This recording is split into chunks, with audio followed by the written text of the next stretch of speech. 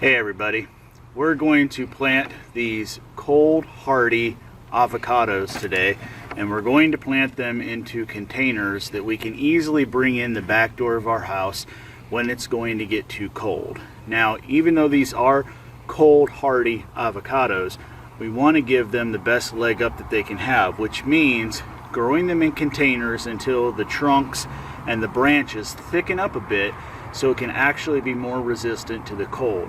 We are right on the boundary of where we're supposed to be able to grow these things outdoors year-round.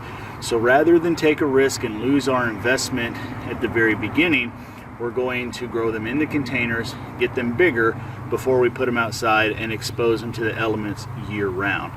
So to do this, first we're going to take a bit of this potting soil and put it down into the bottom, creating about a 3 or 4 inch base of soil for this before we put in the avocado itself. What you're really aiming for is to make sure that when you put your pot in, that the level that you're already at with what came is about the level that you want it in the pot, in the container. So that's how much of soil you're trying to make sure you add to the bottom. You don't want it sticking way up, and you certainly don't want it going so that you add soil above where the trunk is already established, since most of these are going to be grafted varieties. So one thing that's nice is these came from a nursery that shipped it in a pot. All too often your fruit trees and things are going to come bare root. But now we know the roots weren't damaged at all or dried out during shipping. We can plant it directly into this container.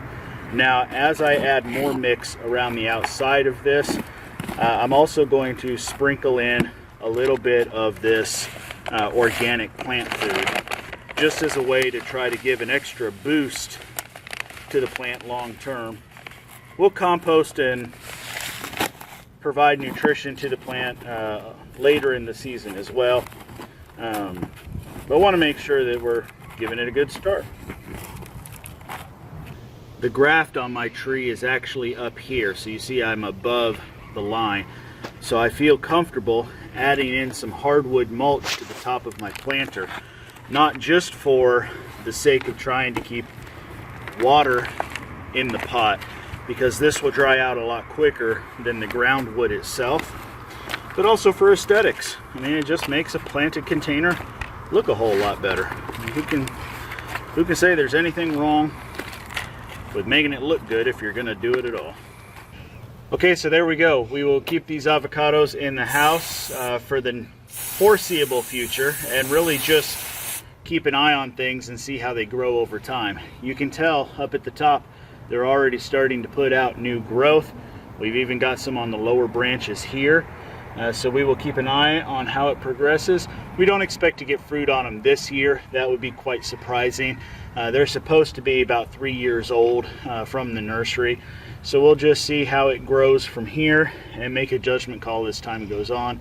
Until then, the only thing left to do is moisten down the mulch and the soil a little bit. One thing of note with avocados is you don't want to keep their roots too wet. They do need moisture, of course, but they're more likely to be flooded out and died than die because the soil got too dry. So make sure the soil dries out before you water it again. Don't try to keep the soil constantly moist.